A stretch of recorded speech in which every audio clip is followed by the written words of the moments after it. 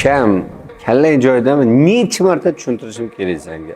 Ishlab chiqarish kerak, hammani kallasida shu gap. Ishlab chiqarishni oldin bozordan bosh kerak. 10 barobar bozor kattalashtirib, bozorni yaratib, keyingina ishlab chiqarishni o'ylasang bo'ladi. Hozir 1000 ta odam bor, любой tovar ishlab chiqarib qo'yapti, lekin sota olmayotganlar 1000 ta. O'shaning uchun ham oldin любой narsani ishlab chiqarmoqchi bo'lsang, kimda bor deb o'ylagin. Shuni bozori bormi, yo'qmi? To'g'ri biznes model unga tanlay olasanmi, yo'qmi?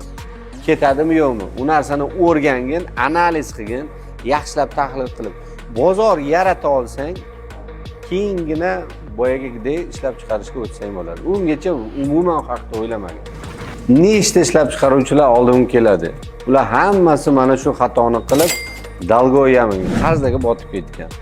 O'shaning uchun bu ishingni o'ylab qilishing kerak sana.